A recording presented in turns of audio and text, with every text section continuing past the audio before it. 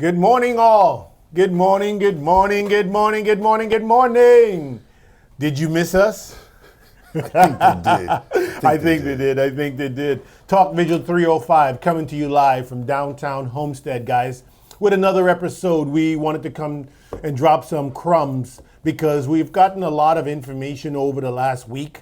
We've been doing some stuff, some own research about what we can do to help make downtown better. And we've been a part of a lot of meetings that's been held and that will continue to be, ongoing. And we wanted to say, you know what, good morning to our audience out there. For all of you guys who are listening, wherever you are in the world today, we want to say, hey, tune into us. Let us drop some crumbs in your ear. And hopefully that, hey, you can help pay it forward with the next one. So Julio, what have you been up to, brother? Man, let's get right into downtown. Downtown, there's a new streetscape coming, right? They're going to get rid of the parking, the street parking in downtown. What we want to see in downtown and what the city needs to understand is that we need bars, restaurants. We need places people can have some entertainment. Right. By the way, where do you go for entertainment? That's what happens. That's what happens all the time in Homestead. Where do you go for entertainment? Not here. That's true. I mean, for now, right? So if you're going to help this city, if you're going to help our city grow and help it grow in the right direction, from a business perspective, from a personal perspective, then you will say, hey, what is it that the city's missing that you would like to see? And these town halls help you shape that, give your advice, your tax paying. So therefore, you can't have a voice if you only having a voice in the shower. Exactly. Another thing, I would like the city to be specific on what incentives, because you've got to drive people to come here. You've got to incentivize people to come here. And what would an incentive be? Let's say you lived in, I don't know, Tallahassee. Let's say you lived in Ocala. Let's say you lived in Gainesville. Anywhere else, Tampa. You're thinking about moving to Homestead. You find a great house and you have a business. Right. If you wanted to come to downtown, what would entice you to come to downtown? So let's put that hat on. Right. What do people want? So what enticed me personally is because, from a business side of the house, right? From the business side of the house, downtown typically has all the high rises. Yeah. And mainly businesses is where the brain of the operations typically operates from. High rise is a bad word here. I know, but nonetheless, that's what downtown has usually.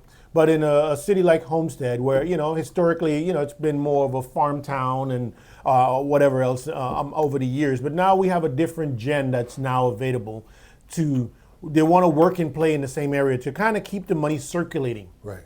And I feel that the way the money can circulate is the one big thing we're missing is more restaurants, good quality restaurants, and things for the kids to do. Right. And some of those things are coming, but is it coming here fast enough to where it's going to make an impact in our generation? Right. So putting that hat on, understanding what risk you would take. So if you're a restaurant owner, right, let's say you've had some success in, I don't know, Miami, Doral, Kendall, Cutler Bay, anywhere, and you want to expand to Homestead. You've got to put up some money and you got to take a pretty big risk, right? So there's something needs to happen, or there's got to be some incentive to mitigate that risk, right? So if the city gets specific on what those incentives are, so that the restaurant owner thinking about maybe moving into downtown immediately can put some numbers behind the risk that he is going to take, he or she is going to take. Therefore, if you told me, what are two of the biggest restaurant expenses that they can have? So I feel that the city should have somewhat of an action plan. An action plan for what your downtown currently is and what it should look like in the next 5 years. Right. And with that action plan, we can solicit new businesses to say, hey, come to us. Come do business here. And this is why you should do business in the city of Homestead. Right. Why should I keep? Why should I stay? Or why should I come to the city of Homestead? And I think with that, they can then kind of shine a light out there and says, listen, guys, here's the beacon out here, and here's why you should do business here in Homestead. We're growing. We're going to have some restaurants. We're going to have some nightclubs. We're going to have some things for the kids to do. And Losner's Park, that's down here. It's big. It's been remodeled. And it looks beautiful. It has a big old beautiful mural. They have a lot of activity festivals and things going on. Quite often they have a city schedule now where you can go online and see what's happening in the city. Right. So what are the pros and the cons? And I think that we need to get to the root of that. So our next segment should really be about what have been done in the last 5 years and what's going to happen in the 5 years ahead of that. So I think they should have an action plan out there somewhere, and maybe that's going to be transparent soon. If it is already, I don't know yet. But this is why we're now just in listen mode. They've created Well, action plans, and they've hired tons of consultants. On They've this- hired consultants. They've Okay. paid good money. So there's a pretty big picture. Remember, we had the charrette where they showed us more or less what connected cities look like. Right. So that you can walk. You can go outside and walk to your nearest cafe, or you can walk to City Hall, or you can walk to the police station. Whatever it is, they want to make those 5-minute cities. But I think as you look at that, the grand scheme of plans, if you want restaurants, laser focus on restaurants. And again, I go back to what are the two biggest capital expenses that restaurants have? One is a grease trap. And the second It's is... almost like a big bad word, right? Yeah. And the second is the hood, Right. the extractor, the stuff that Right. takes the stuff out. So if you were to put a dollar sign behind that and then market that to the world, we are incentivizing for grease traps. Because I believe grease traps, I don't know, they're somewhere in the 50 to $75,000. Depending on how big they are, right? So if you incentivize that, immediately the person thinking, wow, grease trap and a hood, two of my biggest expenses are already gone. Right. Now I've got my eye on Homestead, and I'm no longer so fearful about coming down there because Right. a lot of part of the risk has been mitigated by the city. So I think if the city does that and it starts to attract new restaurants, the long-term effect of that will be way more beneficial. Right. And I know there's a lot of professionals that lives in Homestead now because a lot of the land has been sold now into many facets of business or facet of homes, right? Whether it be townhouse, whether it be in the single family homes. And there's a lot of professionals are now here. So they happen to live here and they're heading north for work. And that's where that now bottleneck is happening, right? So really to leave Homestead, it takes you 45 minutes to almost an hour if you get caught in the morning trying to leave the city of Homestead to leave here to go to work. But I figured after work, once you get home and you don't feel like cooking, the whole family is tired and they just want to go grab something to eat. You don't want to have to think to drive back out of town to go grab a nice Right. bite to eat. You want to be able to find a nice restaurant where you can bring the family, a nice family-friendly atmosphere to where you want to do something like that. Is that happening soon? I don't know. We should try to get some restaurants, on the show and ask them, Yeah. why haven't you considered Homestead? And if we hear it firsthand from those people, maybe that gives the city a better understanding of what restaurant people want. Right. Because they're kind of throwing darts at the board, but they don't really understand. So if we start going out to the restaurants, even if we've got to go there personally, let's say they don't want to come here, we'll go there personally and say, hey, you've got a great restaurant. It's been thriving for X number of years. Have you ever considered Homestead? Right. And just listen to them. Good, bad, ugly. Why not? Let's hear Right. what they've got to say. And I think that's the best poll you can do. So these are some things that we will take away. Guys, as we continue to try to grow downtown, we have an interest from a business perspective to help grow downtown because our business is here. We also have an interest from a personal standpoint because we live here. We pay taxes here. We would rather eat, sleep, and do the things related to our lifestyle here locally because you can sit on the sideline and say, well, I'm going to complain, but I do nothing about it.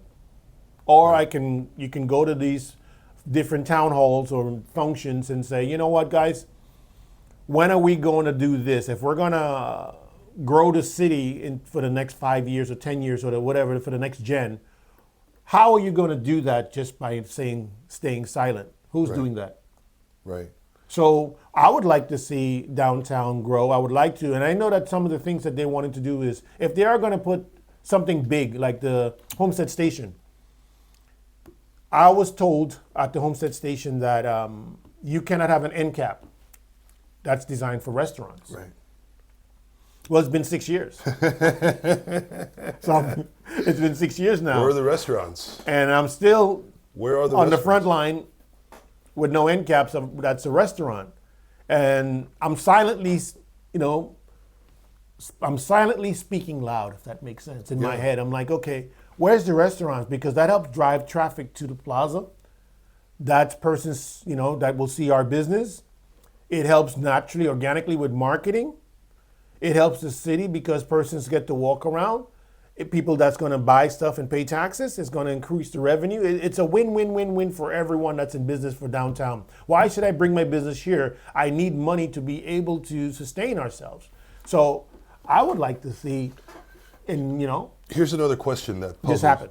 Here's another question that puzzles me.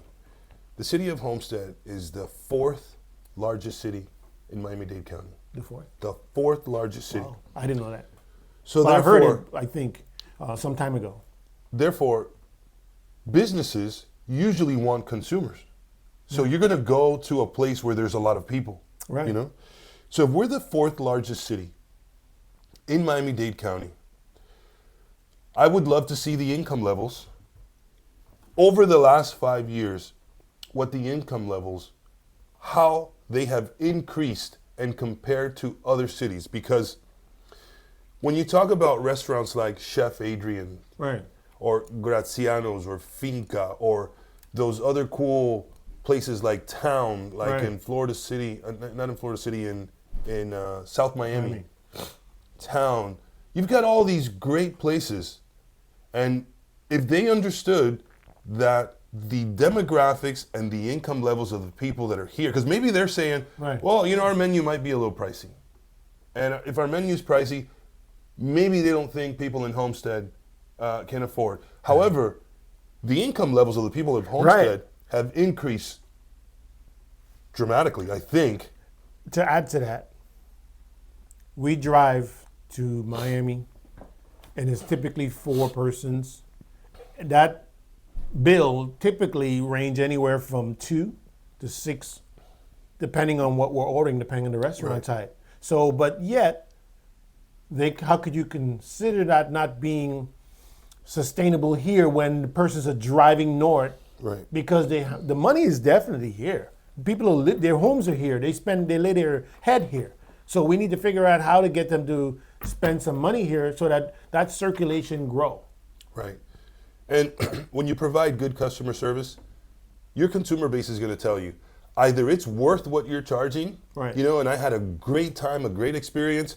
Yeah, we're going to pay that, $300 bill or $400, whatever that is, Right. because you had a great time with your family and friends and you love the service and you love the food. Now, if it's crappy food, it's crappy service, they're going to let you know That's right. It very goes both quickly, ways. and you won't get anybody to come back. No. So I think Homestead is ready, specifically downtown. ready. Specifically, for all of you out there, restaurants, specifically downtown is ready. You will be surprised. It'll probably be, if not your highest grossing new restaurant, it definitely will be in the top 2 or 3. Right. Well, I heard that they're going to start, expanding the street in certain areas to where you can put tables out. That's always a plus for a restaurant, right? Because they like their patrons to be able to whether dine in or dine outside. Right. And being able to have the historic downtown. Homestead is historic, especially downtown, right? There's a lot of the buildings cannot be touched in any facet, right? They have to just kind of clean it up the way it is, and because of the longevity of it. So another attractive factor is because it's in a growth stage, rents are low. So it's a great time for you guys to get in while rents are low, while you can enjoy the upside of the growth that City of Homestead is having. And again, we're already the 4th largest city in Dade County, so it's prime real estate ready for you guys to come, bring your new restaurants, bring your products, and bring your services, and let's make Homestead downtown grow. I think too, as we pivot, guys, we will continue to kind of think of things until we see that moment where until we see it and continue to live in it, in that moment, in that fishbowl. We're going to continue talking about how we can improve downtown because of our all interests. We live here and our business is here. Obviously, as we all grow, we always want to see why should we do business here? What is the ROI? What is the return on our investment for doing that? And we see it here because we see so much people here. When the races come to town, everywhere is booming, and all the big events that's happening here now with this new soccer stadium that's coming here. Right. Amazon big building here, whether it's open or not, or then the Air Force base, the reserve base that's here. So there's a lot, and we're the gateway to the Keys, right? Considered, right? All these things are here. The Everglades are here. The winery is here. We got some big ticket venues here that we can simply say, hey, they do line dancing out there. If you guys for those want to do some line dancing, but pivoting. As a business owner, I noticed you have traveled a couple of weeks ago and you went down to, I think, Paraguay. Yeah, Paraguay. Tell me about this Paraguay trip, man. How was that? What made you say, you grabbed the crystal ball, you said, well, I can't keep Paraguay a secret any longer. Paraguay is very exciting. And the reason I went to Paraguay is because I've been hired to sell a development project out there, but before I can sell anything, I got to go see it, I got to go feel it, I got to go touch it, I got to go understand how the people are. And what I learned about Paraguay blew me away. So here are some interesting factors. For some reason also, Americans, from my perspective, don't typically look outside of the U.S. to invest, right? It's usually here, and also we don't typically read news in other countries, which I think we should. We should understand what's going on in the world other than just watching Fox or CNN. Right. Well, you always have a different perspective when you travel, right? I mean, when you travel outside of the U.S. and you look back at the U.S., you tend to have a different perspective of life and the U.S. And how big the world really is for personal and business. Right. So looking at Paraguay, I start thinking, why aren't more investors looking abroad for the returns that they used to get here in the U.S., but which are no longer sustainable? They're no longer here. There's political climate change happening here in the U.S. So when you look outside and you go, okay, how is Paraguay? How have they been politically? And for decades, they've had sustainability. It's just been very, very the same. They don't inject new policy, new fiscal policy. It's been the same. It's been very predictable, which is number one. One thing that an investor wants to understand: how predictable is their political climate? And what about, when you invest? I mean, can I get my money back? Right. You always think about that. You're outside of the U.S. I mean, all the insurances here that somewhat protects you from the what ifs. Well, what assurances do I have if I invest there? I can get a return on my investment there that is secure if something should happen that I'm able to. So give me a little insight to that. Right. They also are the easiest country for you to become a resident. You can become a resident of Paraguay in one day. So a lot of times you want to go buy property somewhere, but you got to become a resident because if not, they're going to tax you differently. No, Paraguay has the same tax system. 10% tax, that's it, across the board. Whoa. Nothing else. They make it super simple. So you can become a resident, you get taxed 10% on your income. And in addition to that, Paraguay has it set up where it's easy to get in. The country has steady GDP growth, meaning you go, okay, is this country, is their income volatile? No, but they have decades of steady GDP growth. So the country is slowly booming when you compare it to other countries, especially in South America. Okay. The third thing is 70% of the population is under 35 years old. What? Under 35 years old. 70% of the people are under 35 years old. And also, 70% of the people live in Asunción, which is the major metropolitan city, right? Okay. So that just creates like this perfect storm for exponential growth, right? And now you're looking at all of the factors that, give you an educated assessment of what good risk is. So I'm putting my money in Paraguay. So we're selling homes in Paraguay, and it's basically like, consider it like a country club style where you've got all of these amenities. It's a getaway, So if you say, the vacation home, where can I invest? I like real estate. I wanted to pivot into that space and say, you know what? Let me see what I can do down there. You can, I don't know if it's an Airbnb type setup or simply just a vacation home for those who just want to be able to. It's all of the above. All of the above. All of the above, because it's going to be like its own And what's city. the crime rate as far as, you know, hey, is it secure? Is it safe? That's Paraguay always- has the lowest crime rate in the entire South American continent. The lowest crime rate. And Asunción has a very low crime rate. So you don't have to be like we are here, where everywhere you go, you got to lock your door Right. because you're afraid something might get stolen out of your car. No, I mean, this place is extremely peaceful, very, very secure, and they're making it so easy. And the growth that this country has, I don't see happening anywhere else. Wow. The way it's set up with its taxes, with its political climate, with its GDP growth, with the industries that are booming over there, everything is set up for people to make money. If you wanted a vacation home, if you wanted Airbnb, if you wanted just an annual rental, it meets all of the above. There's going to be around 4,000 homes in this Eldera project. Whoa. And when So I that's say a whole city. it's going to be a whole city. And when I say that they have every amenity you can think of, everyone you could think of. They have golf. They've got a laguna for those who want like beach style Right. area. They have their own landing strip. They have Just so you can land your private yeah, jet. just so you can land your jet. They have tennis. They have places you can ride your ATVs. bikes, your ATVs. They've got everything you can think of. Right. So So what's the weather like down there? the weather was beautiful when I was there. Weather Right. was Does lovely. it snow there any time of the Well, year? it's kind of opposite when it's summer here. It's semi-winter Winter over there, there. but I just had on a sweater, a nice little hoodie, Right. and it was beautiful, beautiful. And what's the weather. dollar ratio, if approximate?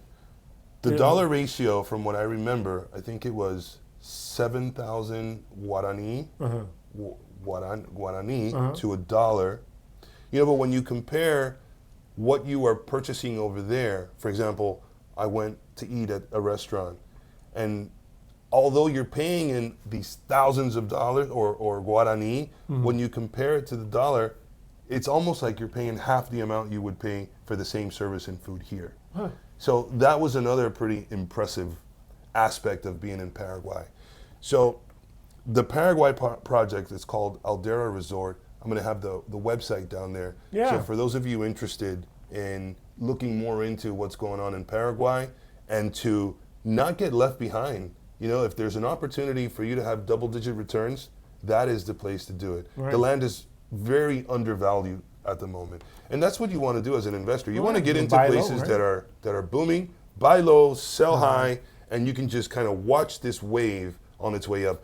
And if for those of you that may not believe what I'm saying, just Google, you know, Paraguay, investing in Paraguay, benefits of investing in Paraguay, and you're going to get overwhelmed with a ton of information on why everything looks so promising in Paraguay right now. Well, that's always a plug, you know, a plug and a positive thing that, hey, there is an opportunity for those who want to invest. Obviously, persons say, I like to invest close to home. Yeah. And then there's who like to go out and venture out. And so, you know, as this generation now gets younger, they want to say, what is it that, you know, you got the stock market, you want the S&P 500, and you have the other investments. And you say, so what about real estate? Where can I? Where can I invest that's safe? And if something should happen, how can I get my funds back? Where it's not tied up in some type of litigation of sorts, and the money is kept in some type of bond or savings to where it's not converted into their money or kept in U.S. bond or something thereabouts. So where everybody feels comfortable with their investment. So something definitely to consider. So what else has been going on, man?